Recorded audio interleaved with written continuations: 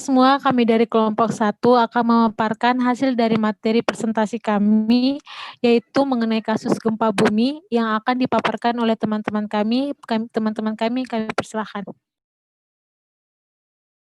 Pertama-tama saya akan membacakan kasus terlebih dahulu, yaitu kasus gempa di Kota Bengkulu terjadi pada pukul 5:53 dengan besaran 5,9 skala Richter, epicenter dengan pusat gempa berada 33 km di bawahnya, berada amat dekat dengan permukiman penduduk.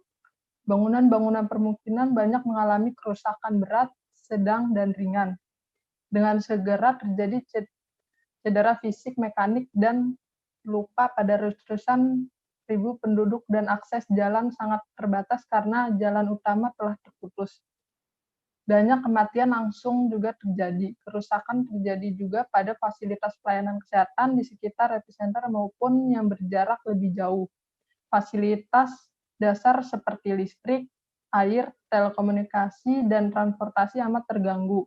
Penderita-penderita korban dibawa dengan berbagai cara dan transportasi ke tempat-tempat pelayanan kesehatan yang dapat dijangkau. Tempat-tempat pelayanan kesehatan baik yang masih utuh maupun dalam bentuk makeshift atau darurat segera dibanjiri penderita dan mulai memberi pertolongan sedapat-dapatnya sesaat setelah kejadian. Prosedur pertolongan dilakukan amat terbatas dengan jumlah tenaga penolong dan peralatan yang terbatas. Sebagai reaksi atas goncangan dan rontokan bagian-bagian bangunan, perawat dan penderita rawat inap di rumah sakit pindah dari ruangan perawatan ke halaman, kasar dan ruangan terbuka lain di rumah sakit. Penderita-penderita korban bencana membanjir ke rumah sakit beserta keluarga dan pengantar mereka. Para relawan dan petugas-petugas kesehatan bekerja dengan segera-giat memenuhi ruangan, halaman, dan selasar di lantai bawah rumah sakit. Gerak dan kegiatan tindakan pertolongan di rumah sakit jadi nampak kacau balau dan sulit dikatakan dilakukan secara steril. Terdapat kasus pertama, yaitu bantuan dari luar wilayah bencana mulai berdatangan ke tempat pelayanan kesehatan pada petang hari. Dengan jumlah penderita korban yang tinggi, maka tindakan pertolongan yang harus dilakukan amat meningkat. Penderita-penderita yang dapat cedera ringan yang sebenarnya tidak perlu dirawat di rumah sakit, banyak yang memilih untuk tetap tinggal di rumah sakit, karena kehilangan bangunan rumah tinggalnya, beserta keluarga dan pengantarnya. Penderita-penderita telah mendapat pertolongan dirawat pada tempat tidur atau tempat berbaring seadanya. Keperluan badani seperti buang air kecil atau besar, para penderita beserta keluarga yang penunggu tak lagi dapat dilakukan dengan tertib, seperti bila para penderita berada dalam ruangan perawatan yang normal. Saya lanjutkan.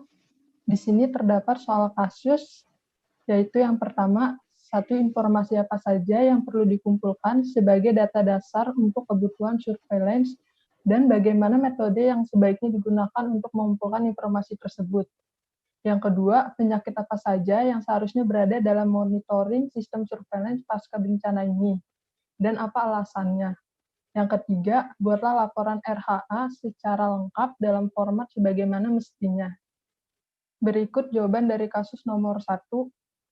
Yang satu, pengumpulan informasi sebagai data dasar, yaitu pertama, data penyakit yang ditimbulkan akibat gempa, terutama penyakit penular, dan data kematian akibat penyakit berdasarkan kelompok usia, jenis kelamin, tanggal meninggal, diagnosis, gejala, dan identitas pelapor.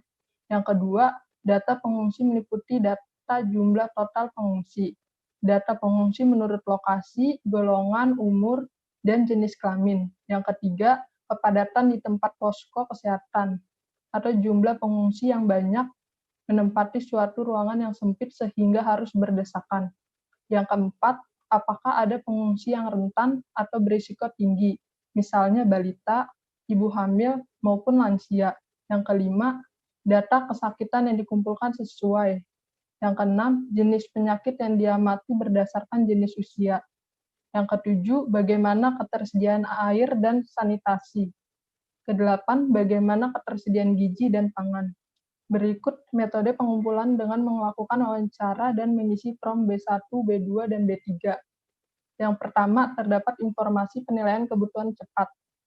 Informasi ini dikumpulkan segera setelah informasi awal kejadian bencana diterima oleh tim penilaian kebutuhan cepat dengan menggunakan formulir isian form B2. Sumber informasi berasal dari masyarakat, pelayan kesehatan, dinas kesehatan provinsi atau kabupaten atau kota, dan lintas sektor. Yang kedua, ada informasi perkembangan kejadian bencana. Informasi ini dikumpulkan setiap kali terjadi perkembangan informasi terkait dengan upaya penanganan krisis kesehatan akibat bencana yang terjadi. Formulir ini penyampaian informasinya menggunakan form B3. Sumber informasi berasal dari sarana pelayanan kesehatan dan dinas kesehatan provinsi atau kota atau kabupaten. Yang ketiga, ada sarana penyampaian informasi. Informasi prabencana profil yang menggambarkan kesiapsiagaan sumber daya dan upaya-upaya yang telah disediakan terkait dengan penanggulangan krisis kesehatan akibat bencana di daerah, khususnya di tingkat kabupaten atau kota dapat disampaikan melalui email dan secara online melalui website. Informasi saat dan pasca bencana informasi pada awal kejadian bencana menggunakan form B1 dan dapat disampaikan melalui telepon dan melalui fax email. Yang kedua, ada penyakit-penyakit yang berada dalam monitoring sistem surveillance pasca bencana. Yang pertama, ada luka mermar terjadi karena benturan, seperti terbenturnya terkena benda-benda keras saat melindungi diri dari reruntuhan atau puing-puing gempa. Yang kedua, luka sayatan terjadi karena terkena benda-benda tajam, seperti sekitar reruntuhan atau puing-puing gempa. Yang ketiga, ada gempa yang menyebabkan terjadinya kerusakan parah pada bangunan-bangunan penduduk, sehingga terjadinya buruk sanitasi, kesulitan air bersih, serta membusuknya mayat yang telah dikubur. Hal tersebut mengakibatkan terjadinya kolera, pneumonia, diare, disentri, dan malaria. Yang selanjutnya, buruknya sanitasi, air bersih, dan pakaian menjadi sebab terjadinya penyakit kulit pada korban bencana. Yang selanjutnya, kehilangan harta benda dan keluarga yang dicintai, serta kondisi yang memprihatinkan menyebabkan korban bencana menjadi stres. Baik, akan dilanjutkan kepada Imernius. Oke, saya lanjutkan. Poin ketiga, analisis Rapid Health Assessment atau bisa disebut dengan RHA. Yang pertama, luasnya lokasi kejadian. Luasnya lokasi kejadian ini terbagi menjadi 4. Yang pertama, hubungan transportasi dengan lokasi. Karena akibat gempa yang terjadi, jalan utama terputus, sehingga transportasi sulit terjangkau. Yang kedua, dampak terhadap kelancaran evakuasi. Mengevakuasi korban ke posko bencana gempa mengalami kendala karena kerusakan-kerusakan yang terjadi, membuat jalan menjadi rusak, dan juga fasilitas kebutuhan korban terganggu. Yang ketiga, pelayanan kesehatan. Pertolongan yang dilakukan sangat terbatas, baik dari jumlah kesehatan maupun peralatan yang dibutuhkan. Perawat dan korban yang di ruang rawat inap rumah sakit pindah dari ruang perawatan ke halaman terbuka, karena ruangan yang digunakan telah hancur akibat gempa. Dan yang terakhir, lokasi pemberi bantuan. Para korban dibawa dengan berbagai cara, dengan menggunakan transportasi ke tempat pelayanan kesehatan terjangkau. Dan petugas kesehatan mulai melakukan tindakan sesuai dengan prosedur masing-masing. Di sini dampak kesehatan terhadap penduduk. Dampak kesehatan terhadap penduduk yang pertama, banyak penduduk yang mengalami kematian akibat gempa yang terjadi. Yang kedua, ratusan ribu penduduk mengalami cedera fisik, mekanik maupun luka ringan atau berat. Yang ketiga, penduduk mengalami gangguan psikis. Yang pertama, di sini akibat gempa yang terjadi, rumah warga hancur. Sehingga korban luka ringan, keluarga pengantar korban ke rumah sakit yang seharusnya tidak harus tinggal di rumah sakit, mereka harus nginap karena rumah mereka telah hancur akibat gempa. Kemudian para tenaga kesehatan mengalami kewalahan karena tempat yang terbatas. Kemudian potensi sarana pelayanan. Fasilitas pelayanan kesehatan terganggu karena bangunan yang rusak. Namun sarana dan prasarana tetap terwujudkan dan diusahakan untuk memenuhi kebutuhan dasar para korban seperti sumber daya air, listrik, serta perumahan maupun pemukiman.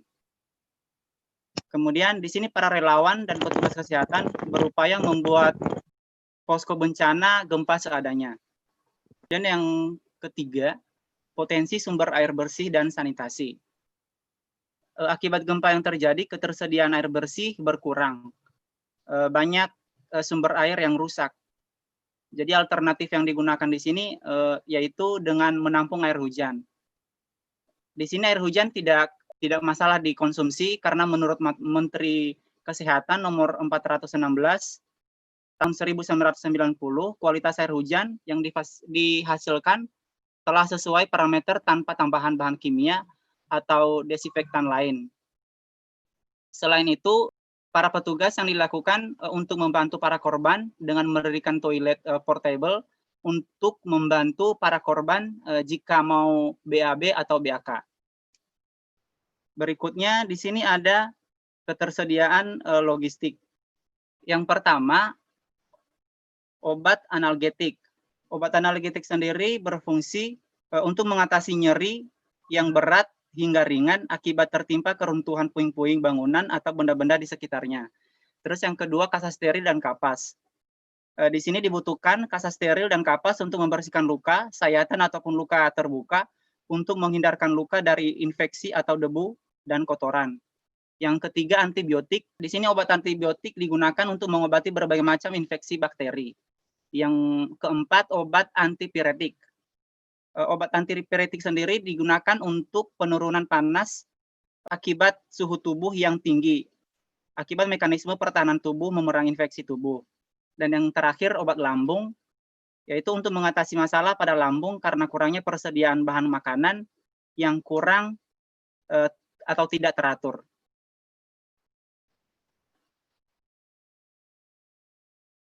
Di sini saya lanjutkan, di layar teman-teman mungkin sudah terlihat, ini ada form pengisian bencananya. Yang pertama di sini ada form B1. Nah, di sini dari kasus kami sendiri itu gempa bumi. Terus deskripsi bencana, di sini bencana gempa bumi terjadi di Kota Bengkulu dengan besaran 5,3 skala. Kemudian dengan pusat gempa berada di 33 km di bawahnya. Kemudian lokasi bencana bisa teman-teman lihat di sini, dusunnya di Cempaka Permai, kemudian desa kelurahannya Cempaka Permai, kemudian kecamatannya Gading Cempaka, Kabupaten Kota Bengkulungnya Provinsi Bengkulu, kemudian letak geografinya pegunungan, pulau-kepulauan, pantai, dan lain-lain perkotaan. Kemudian yang keduanya, waktu kejadian bencana. Waktu kejadian bencana ini terjadi pada tanggal 15 Oktober tahun 2020, tepat pada pukul 5:53 waktu Indonesia Barat. Kemudian jumlah korban, di sini teman-teman bisa melihat sendiri ya. Yang pertama meninggal 3.589 jiwa, hilang 6.235 jiwa, kemudian luka berat, ada di sini luka ringan, pengungsi juga ada 90.861 jiwa dari 22.100 kakak. Kemudian lokasi pengungsian yaitu di posko pengungsian. Ini fasilitas umum. Akses ke lokasi kejadian bencana, di sini kami memilih sukar karena akses jalan banyak yang rusak dan terhambat akibat gempa yang terjadi. Kemudian jalur komunikasi yang masih dapat digunakan yaitu Handitel atau HT. Kemudian keadaan jaringan listrik di lokasi kejadian terputus. Kemudian sarana kesehatan yang rusak, jumlah dan jenis fasilitas kesehatan, di sini ada rumah sakit, kemudian puskesmas, kemudian gedung farmasi, polindes. Di sini teman-teman bisa melihat sendiri. Ya, udah kami centang-centang. Kemudian yang kedua, sumber air bersih yang digunakan di sini tidak cukup. Kemudian upaya penanggulangan yang telah dilakukan, yang pertama mengevakuasi korban yang selamat, luka berat maupun luka ringan, dan korban meninggal. Yang kedua, membangun posko pengungsi. Dan yang ketiga, memberikan keperawatan pada korban terdampak. Bantuan yang segera diperlukan, yang pertama bahan pangan, yang kedua selimut dan tempat tidur, kemudian yang ketiga ketersediaan air bersih. Di sini ada WC dan toilet, kemudian yang keempat P3K dan obat-obat lain yang diperlukan. Di sini teman-teman bisa melihat sendiri, di sini nanti ada tantangan ya.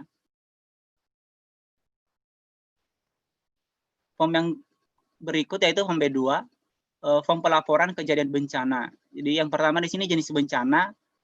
Jadi bencana yang terjadi itu gempa bumi, sama seperti yang di atas tadi deskripsi bencana. Kemudian di sini juga lokasi sama seperti yang form B1, ada desa, dusun, kelurahan, kecamatan, provinsi, letak geografinya. Kemudian waktu kejadian bencana juga sama ya, 15 Oktober tahun 2020 pukul 5:53.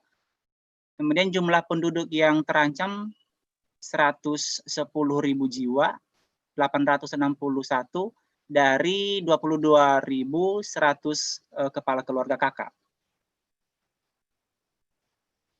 Kemudian jumlah korban yang meninggal di sini 3.589 jiwa, balitanya 480 jiwa, yang hilang ada 6.235 jiwa, luka berat ada 1.575, luka ringan 2.856 jiwa, pengungsi ada 90.861 dari 22.100 KK, lokasi pengungsi, posko pengungsian.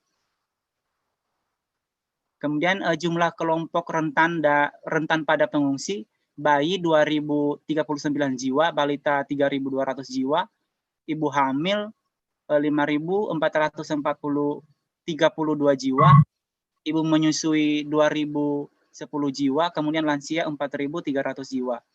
Jumlah korban yang dirujuk ke puskesmas, jumlah per jiwanya itu 2.000, kemudian rumah sakit jumlahnya 3.745 jiwa.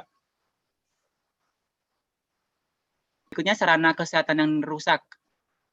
Yang pertama di sini sarana kesehatannya ada rumah sakit, puskesmas, kemudian gedung farmasi, Polindo sama seperti yang form sebelumnya. Teman-teman bisa melihat sendiri. Kemudian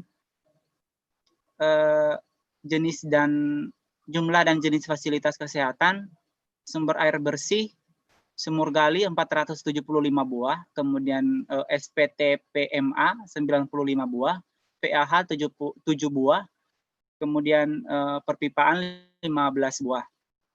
Kemudian sarana sanitasi dan kesehatan keluarga, jamban keluarga 10, kemudian MCK 10 buah, kemudian fasilitas umum.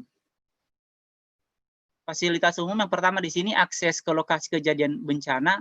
Di sini kami milih sukar karena terputus dan rusak jalan menuju ke lokasi gempa. Kemudian yang kedua, jalur komunikasi yang masih dapat digunakan yaitu HT, keadaan jaringan listrik terputus. Berikutnya kondisi sanitasi dan kesehatan lingkungan di lokasi penampungan pengungsi. Teman-teman di sini bisa melihat sendiri ya jenis fasilitas, kemudian kondisi. Jenis tempat penampungan, di sini bangunan darurat, karena bangunan permanen sudah rusak, kemudian kapasitas penampungan pengungsi juga tidak memadai, kapasitas penyediaan air bersih juga tidak memadai, sarana MCK tidak memadai, sampai penerangan itu juga tidak ada. Kesiapan logistik, yang pertama di sini obat dan bahan habis dipakai, yaitu kurang. Kemudian alat kesehatan kurang, kemudian bahan sanitasi, kaporitnya kurang, PAC kurang, dan kantong sampahnya juga kurang. Kemudian yang keempat, ketersediaan pangan juga kurang. Berikut sarana pendukung pelayanan kesehatan. Yang pertama, transportasi operasional pelayanan kesehatan kurang. Alat komunikasi juga kurang. Sarana listrik untuk pelayanan kesehatan juga kurang. Berikut upaya penanggulangan yang telah dilakukan pada saat gempa terjadi. Yang pertama, mengevakuasi korban yang selamat, luka berat maupun ringan, dan korban meninggal. Yang kedua, upaya yang dilakukan membangun posko pengungsi, dan yang ketiga memberikan perawatan kepada para korban yang terdampak. Berikut bantuan yang diperlukan.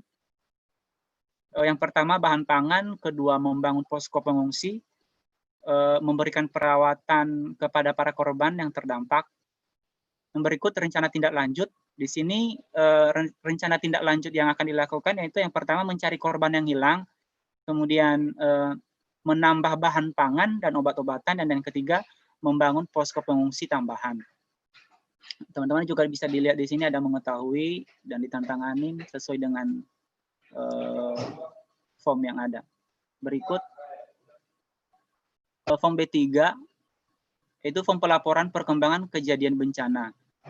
Di sini pengisiannya teman-teman bisa melihat ya tanggal, bulan dan tahun, kemudian jenis bencana, apakah jenis bencananya itu gempa bumi sesuai dengan kasus, kemudian lokasi bencananya Kota Bengkulu waktu kejadian bencana. Kemudian yang pertama di sini jumlah korban keadaan terakhir, yang pertama meninggal 3.589 jiwa, balita 480 jiwa, yang hilang 6.235 jiwa. Luka berat 1.575 jiwa, luka ringan 2.856. Kemudian yang pengungsinya di sini 90.861 jiwa dengan jumlah total KK-nya itu 22.100. Lokasi pengungsian, posko pengungsian, jumlah kelompok rentan pada pengungsi. Di sini ada bayi, kemudian balita, ibu hamil, ibu menyusui dan lansia. Berikut jumlah korban yang dirujuk ke puskesmas berjumlah 2.000 jiwa, kemudian yang di rumah sakit berjumlah 3.745 jiwa.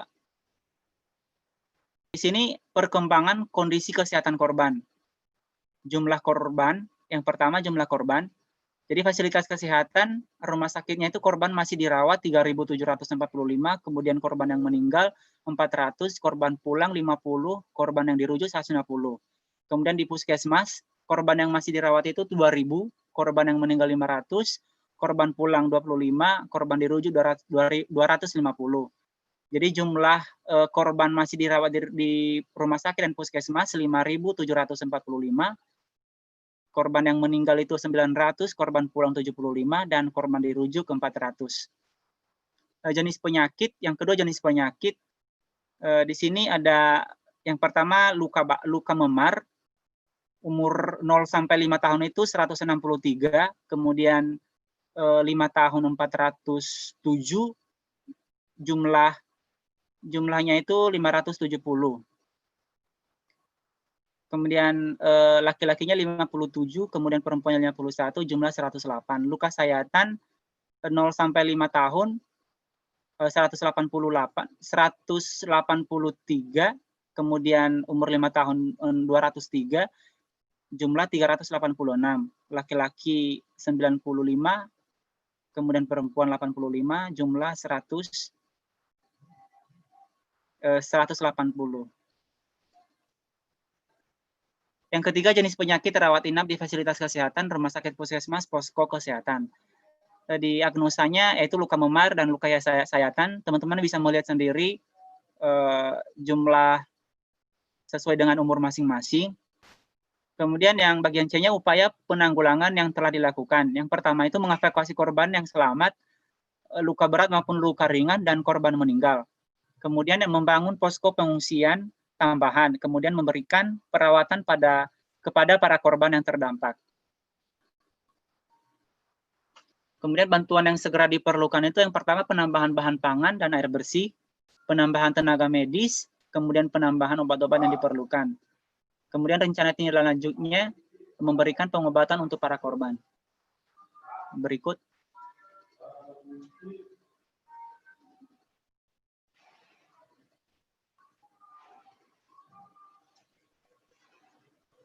Form yang terakhir yaitu kejadian luar biasa bencana alam. Di sini pengisiannya sendiri teman-teman bisa melihat ya, jenis bencananya bisa dilihat ada beberapa macam di sini pilihannya. Yang pertama, kalau sesuai dengan kasus kami memilih gempa bumi. Kemudian yang kedua lokasi bencana.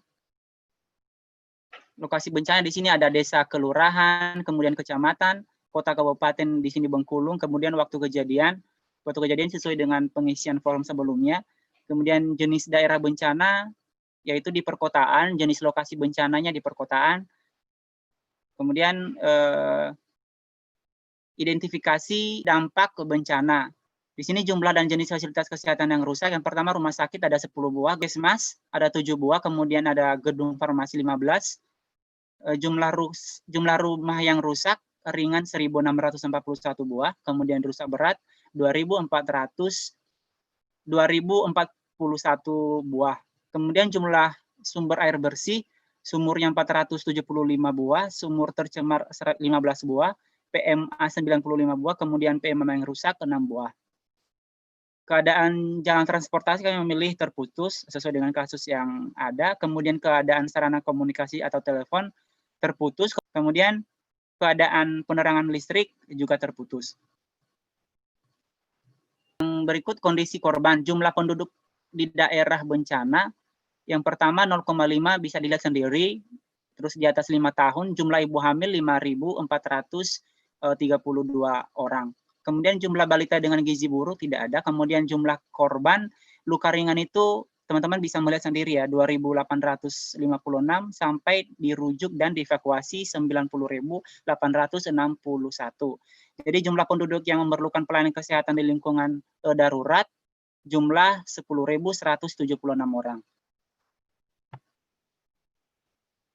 Nah, kemudian di sini teman-teman bisa melihat kondisi sanitasi lingkungan penampungan. Yang pertama jenis tempat penampungan, bangunan darurat sampai sarana SPAL juga tidak memadai. Kemudian berikut upaya penanggulangan yang telah dilakukan. Yang pertama, tim penanggulangan bencana ada, jumlah poskes 150 buah, jumlah tenaga kesehatan terlibat di poskes itu 450 orang. Kemudian kemungkinan kelebihan yang terjadi, gempa susulan, tsunami, dan wabah penyakit. Di sini ada kesiapan logistik, teman-teman bisa baca sendiri, persediaan obat-obat sampai ketersediaan keadaan logistik program. Kemudian klasifikasi bencana, berat, bantuan segera yang diperlukan yaitu makanan, minuman, serta obat-obat yang diperlukan, tenaga kesehatan dan relawan, sanitasi air bersih, tenda penampungan korban, pakaian, selimut, pakaian layak pakai. Kemudian rencana tindak lanjutnya memberikan penyuluhan kepada masyarakat setempat untuk mengantisipasi apabila terjadi gempa susulan. Yang kedua, meminta suplai makanan, minuman, serta obat-obatan kepada kepala daerah setempat. Yang ketiga, memperbaiki sanitasi air bersih yang rusak. Sampai yang kelima itu mendirikan posko penanganan kesehatan untuk para korban yang terkena gempa dan mendirikan tempat pengungsian sementara kepada para korban keluarga memiliki tempat tinggal. Di sini bisa teman-teman lihat sendiri, Bengkulu 6 Oktober tahun 2020. Demikian, terima kasih. Sekian dari hasil presentasi kami. Jika ada kesalahan kata, mohon maaf. Sekian dan terima kasih.